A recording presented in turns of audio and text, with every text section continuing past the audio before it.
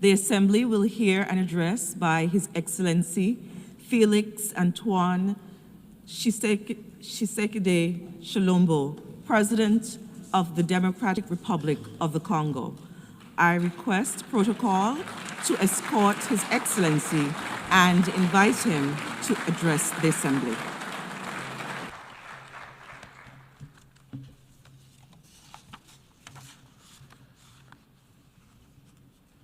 Madame la Présidente, Monsieur le Secrétaire général, Excellences, Mesdames et Messieurs les chefs d'État et de gouvernement, distingués délégués, Mesdames et Messieurs, je voudrais avant toute chose adresser mes vives félicitations à Madame Annalena Baerbock pour son élection à la présidence de la 80e session ordinaire de l'Assemblée générale des Nations unies. Son leadership et son attachement au multilatéralisme seront déterminants pour la réussite de nos travaux. Je saisis également l'opportunité que m'offre cette tribune pour rendre un hommage appuyé à son prédécesseur, son Excellence M. Philémon Yang, dont l'engagement et le dévouement ont marqué la précédente session.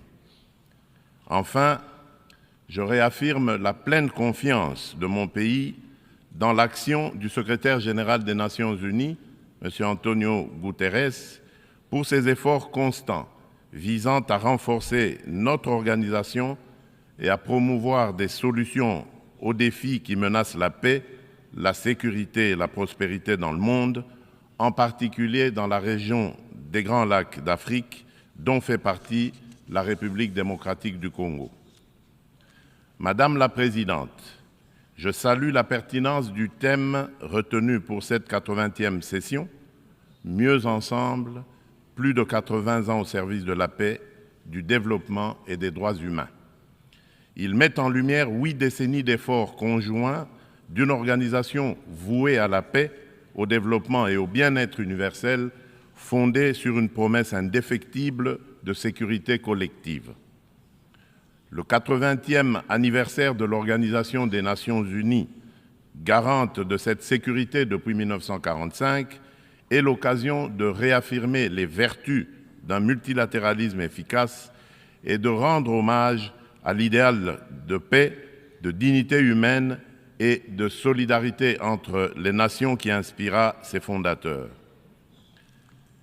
Si l'Organisation des Nations Unies demeure un pilier de la régulation des relations internationales, de la prévention et de la résolution des conflits, ainsi que de la promotion des droits humains et des libertés fondamentales, elle est aujourd'hui confrontée à des défis systémiques qui éprouvent sa crédibilité et sa capacité d'action.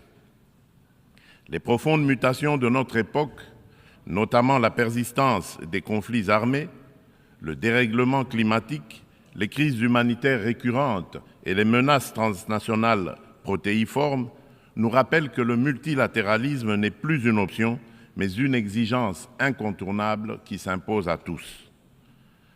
Nous restons convaincus que les réponses aux défis du XXIe siècle ne peuvent émerger que de solutions collectives fondées sur la coopération, la justice et la responsabilité partagée. Madame la Présidente, à la suite de son élection en juin dernier, la République démocratique du Congo s'apprête à siéger au titre de membre non permanent du Conseil de sécurité pour la période 2026-2027.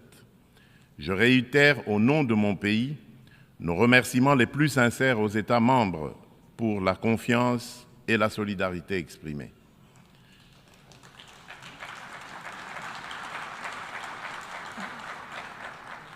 Notre participation sera résolument constructive et holistique.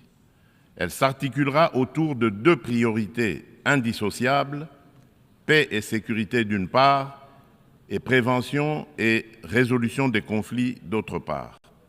Nous entendons également contribuer activement à l'élaboration et à la mise en œuvre du nouvel agenda pour la paix afin d'apporter, à la lumière de notre potentiel et de notre expérience, une impulsion à la réforme des opérations de maintien et de consolidation de la paix, ainsi qu'à l'adaptation du système de sécurité collective des Nations Unies. S'agissant de la réforme du Conseil de sécurité, mon pays réaffirme la position commune africaine telle qu'énoncée dans le consensus des Oulouini et la déclaration de Sirte, c'est-à-dire l'Afrique doit bénéficier de 2 sièges supplémentaires dans la catégorie des membres non permanents et de 2 sièges dans celle des membres permanents avec les mêmes droits, y compris le droit de veto, les mêmes privilèges et les mêmes obligations que les membres permanents actuels.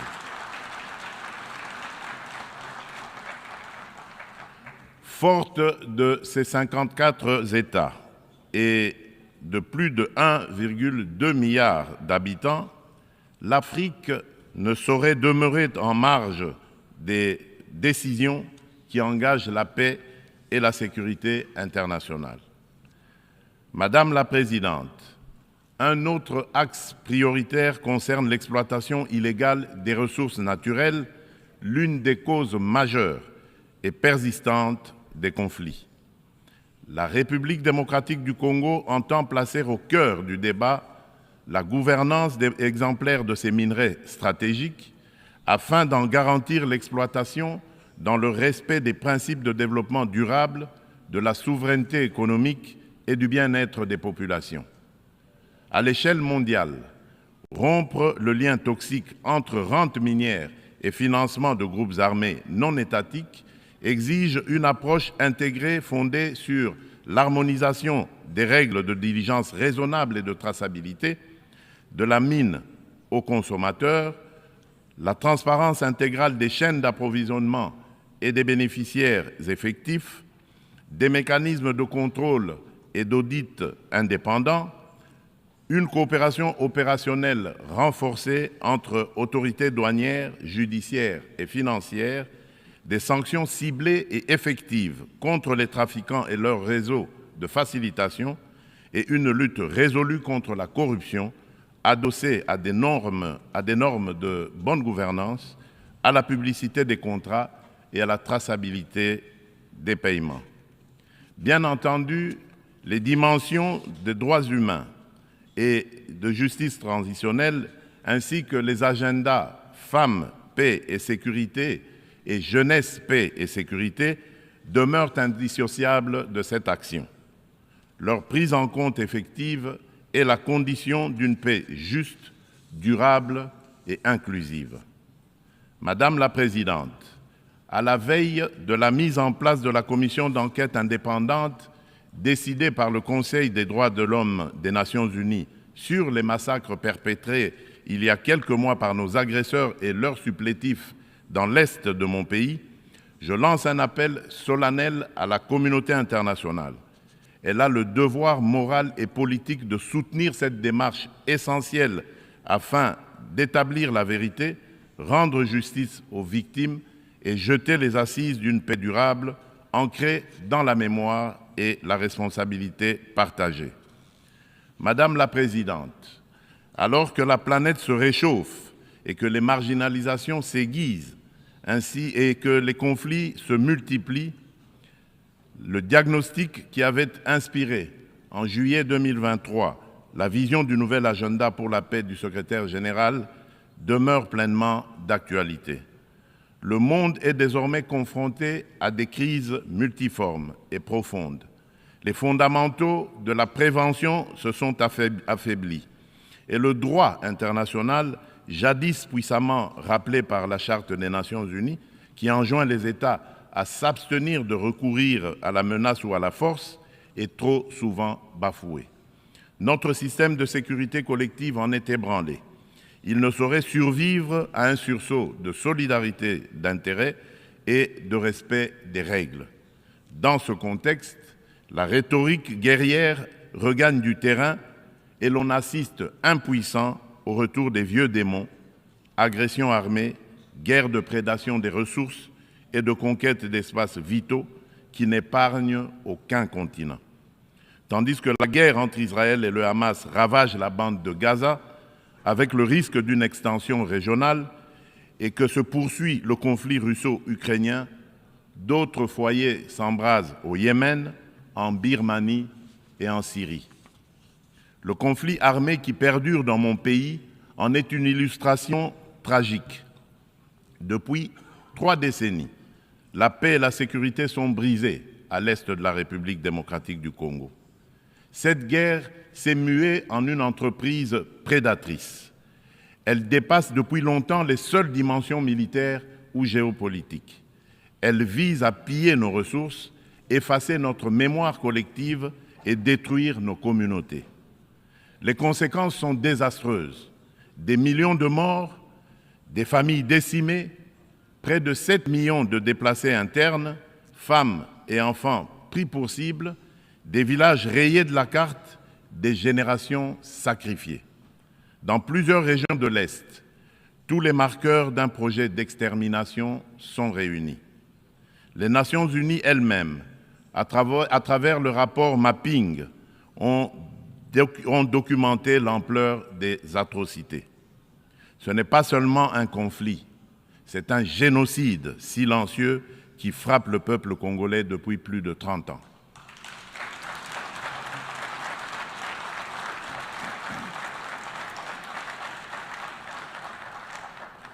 En juillet dernier encore, plus de 300 civils, dont 48 femmes et 19 enfants, ont été massacrés dans le territoire de Rutshuru par l'AFC M23 avec l'appui des forces de défense du Rwanda. Ces crimes ne sont pas isolés, ils s'inscrivent dans une continuité macabre. Je remercie les États-Unis d'Amérique d'avoir pris l'initiative le mois dernier de convoquer une session extraordinaire du Conseil de sécurité pour examiner ces massacres documentés par Human Rights Watch. Pour mettre un terme à ce conflit, le Conseil de sécurité, par sa résolution 2773 du 21 février 2025, a notamment exigé le retrait du M23 des villes de Goma, Bukavu et de toutes les zones sous son contrôle, le démantèlement des administrations parallèles instaurées en violation de la souveraineté de la République démocratique du Congo, ainsi que la cessation de tout appui direct ou indirect au M23. Je salue à cet égard le leadership du président Donald Trump, qui a créé les conditions d'un dialogue ayant conduit le 27 juin 2025 à Washington à la signature d'un accord de paix entre la République démocratique du Congo et le Rwanda. Cet accord engage expressément Kigali à un retrait complet et vérifiable de ses troupes et à la levée de ses mesures dites défensives. Il prévoit également le désengagement, le désarmement et l'intégration conditionnelle des groupes armés non étatiques au sein des forces armées de la République démocratique du Congo et de la police nationale congolaise, la mise en place d'un mécanisme conjoint de coordination en matière de sécurité, ainsi qu'un dispositif garantissant le respect de l'intégrité territoriale et l'arrêt des hostilités. Le retrait des troupes rwandaises, la fin de leur appui au M23 et le retour de l'autorité de l'État congolais sur toutes les zones occupées constituent des conditions non négociables pour une paix durable. Je demande aux Nations Unies de veiller à la stricte application de cet accord, désormais indissociable de la mise en œuvre de la résolution susmentionnée. Tant que ces décisions ne seront pas exécutées, le sang des innocents continuera à couler. Dans la même dynamique, la République démocratique du Congo et l'AFC M23 ont signé le 19 juillet 2025 à Doha une déclaration de principe engageant les parties à œuvrer de concert à une solution pacifique. Je voudrais exprimer ma gratitude à Son Altesse l'Émir du Qatar, Cheikh Tamim bin Hamad Al Thani, pour son dévouement et son engagement en faveur de la paix en République démocratique du Congo et dans la région des Grands Lacs.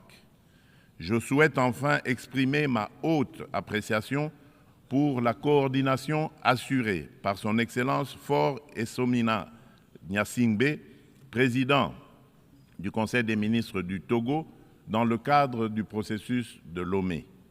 Cette dynamique procède de la convergence des efforts du processus de Luanda, conduit avec constance par son Excellence João Manuel Gonçalves Lourenço, président de la République d'Angola et président en exercice de l'Union africaine, et du processus de Nairobi, facilité par son Excellence Uhuru Muigai Kenyatta, ancien président de la République du Kenya.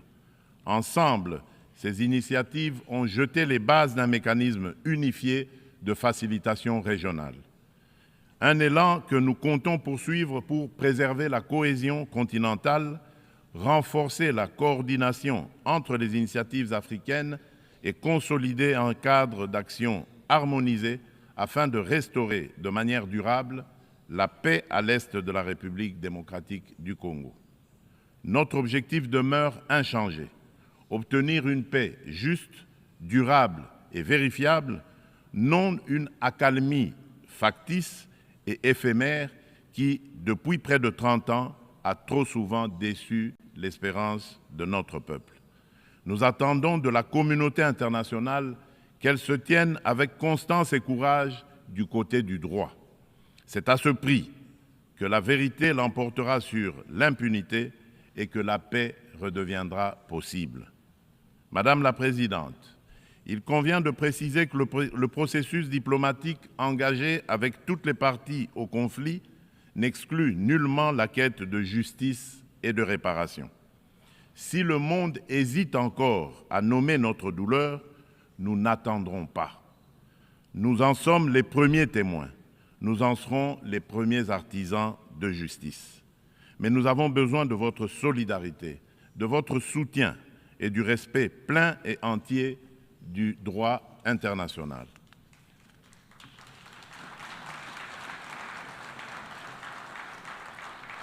La République démocratique du Congo ne sollicite ni charité ni commisération. Elle exige justice, vérité et dignité.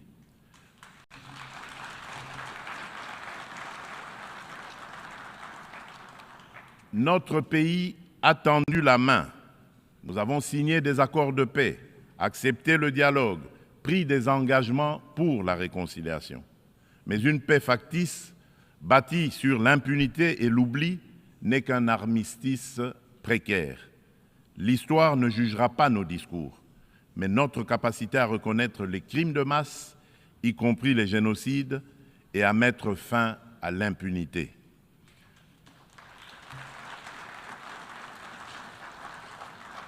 Madame la Présidente, la République démocratique du Congo est un pays de vie, de richesse naturelle et de résilience humaine. Nous voulons contribuer à la paix mondiale, mais la paix commence par la reconnaissance de notre propre tragédie. J'adresse à cette Assemblée un appel solennel. Reconnaissez le génocide congolais, soutenez notre combat pour la vérité et la justice et aidez-nous à bâtir enfin une paix durable au cœur de l'Afrique.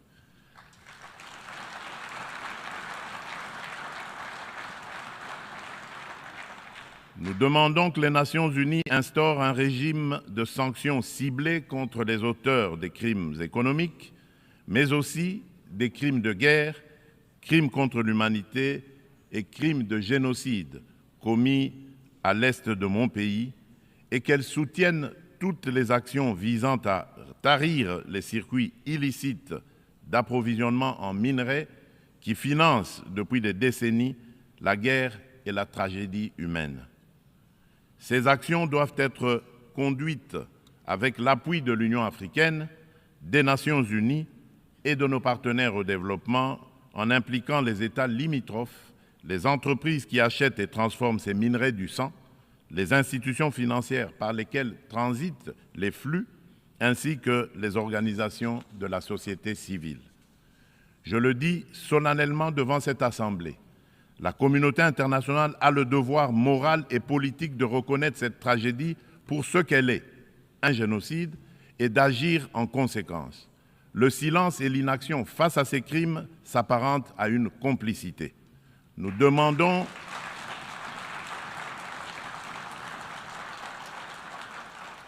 nous demandons la mise en place immédiate d'une commission d'enquête internationale indépendante et dotée de moyens pour établir la vérité, rendre justice aux victimes et rompre le cycle de l'impunité qui nourrit ce drame depuis des décennies.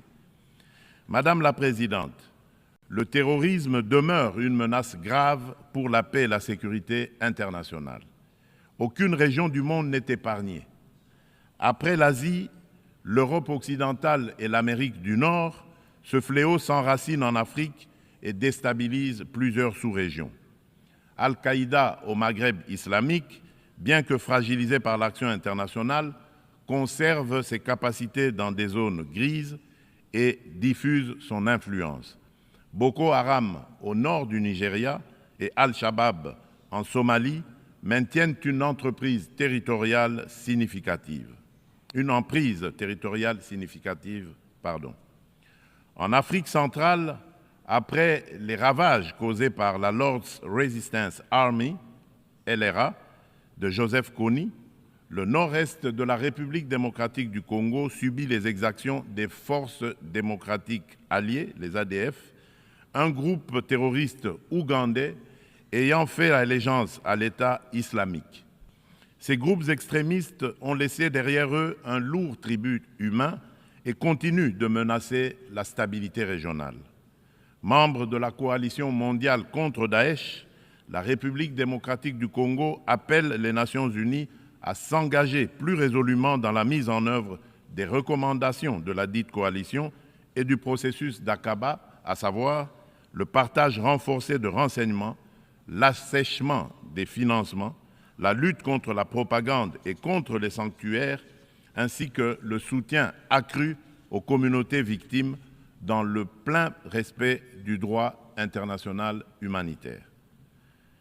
Madame la Présidente, face à l'urgence climatique, l'accord de Paris demeure le cadre juridique essentiel pour la redevabilité des États en matière d'émissions et d'adaptation afin de contenir le réchauffement à 1,5 degré Celsius. À ce titre, la République démocratique du Congo a adopté son plan national d'adaptation 2022-2026. Nous nous sommes engagés à arrêter et à inverser la perte de forêt et la dégradation des terres d'ici 2031, tout en promouvant un développement durable et une transformation rurale inclusive.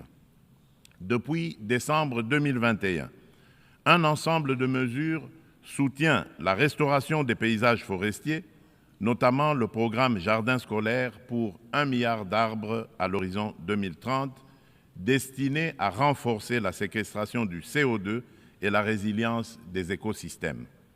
Nous saluons l'adoption de la décision 5/CMA.5, établissant de nouveaux mécanismes de financement, y compris le fonds pour pertes et préjudices, afin de compléter les sources existantes et d'apporter des réponses concrètes aux pays les plus exposés. Forte d'un potentiel environnemental unique au monde, la République démocratique du Congo se tient au cœur des solutions. Elle est prête à mobiliser ses atouts naturels au service du climat global, à condition que les engagements financiers soient prévisibles, accessibles et à la hauteur des impératifs écologiques et humains. Madame la Présidente, permettez-moi d'aborder aussi la question des défis énergétiques et de la protection de nos écosystèmes en rappelant que le bassin du Congo abrite la deuxième plus grande forêt tropicale du monde, considérée par de nombreux scientifiques comme le premier puits de carbone terrestre, ainsi qu'un vaste réseau hydrographique dominé par le fleuve Congo, deuxième au monde par son débit. Ces ressources vitales sont gravement menacées par des activités destructrices, déforestation, exploitation illégale, pollution, souvent alimentées par des conflits armés récurrents qui s'apparentent à de véritables crimes contre la nature. C'est pourquoi la République démocratique du Congo soutient l'initiative portée par le Vanuatu, Fidji et Samoa visant à ériger au plan international l'écocide en incrimination autonome pour sanctionner les actes illicites ou arbitraires causant à l'environnement des dommages graves. Madame la Présidente, l'adoption du Pacte pour l'avenir rappelle l'urgence d'accélérer la mise en œuvre des objectifs de développement durable à 5 ans de l'échéance de 2030.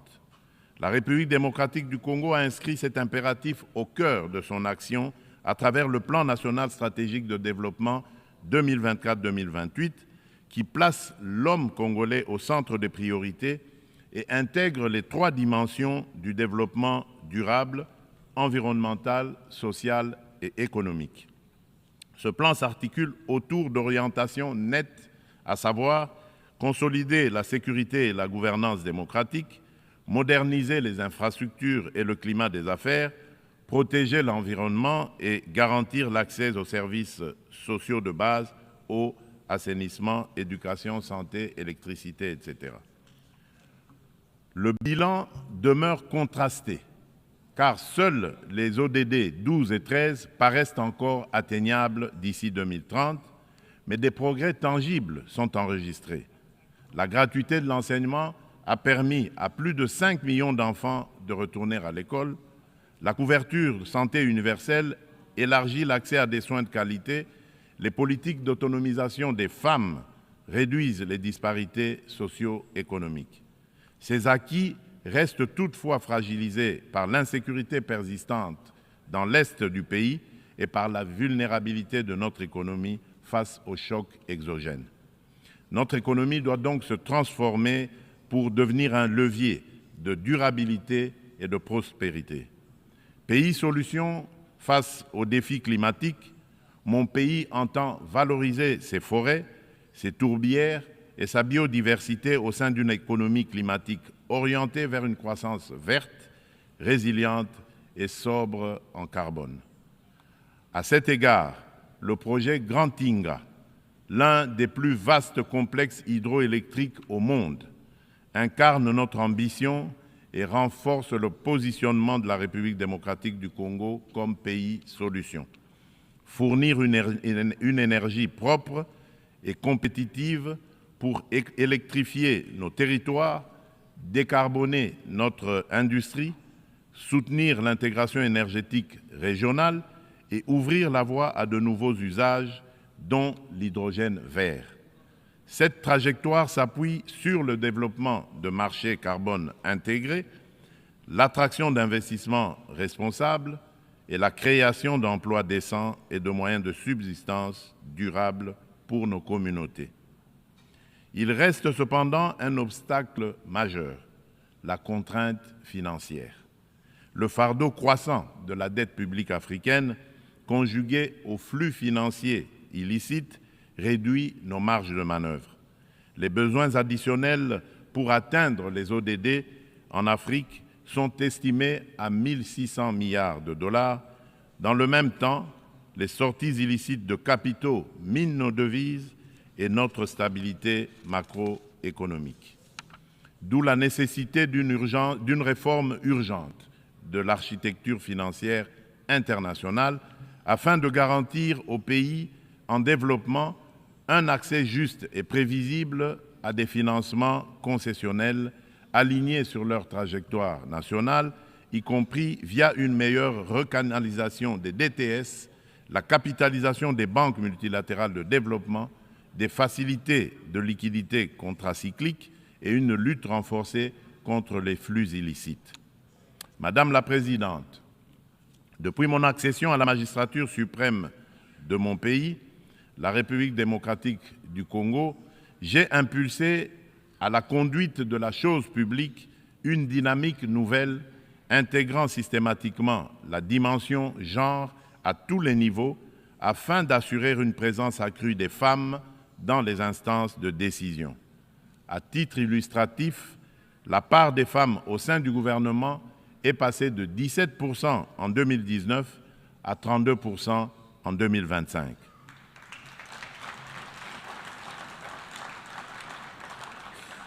Madame la Présidente, dans une approche stratégique et multisectorielle visant à mobiliser la jeunesse au service du progrès national, mon gouvernement a adopté une politique nationale de la jeunesse.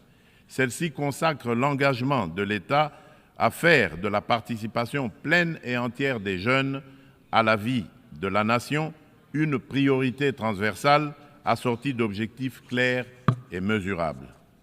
Madame la Présidente, la République démocratique du Congo aspire à la paix, à la justice et au développement. Elle est prête à agir à vos côtés pour une organisation des Nations Unies plus forte, plus inclusive et plus juste. Forte de ses atouts humains, naturels et stratégiques, mon pays entend les mettre au service d'un avenir meilleur pour les générations futures de notre maison commune, la planète Terre. Que Dieu bénisse l'humanité et nous accorde la grâce d'une paix véritable et durable entre toutes les nations du monde. Je vous remercie. On behalf of the Assembly, I wish to thank the President of the Democratic Republic of the Congo,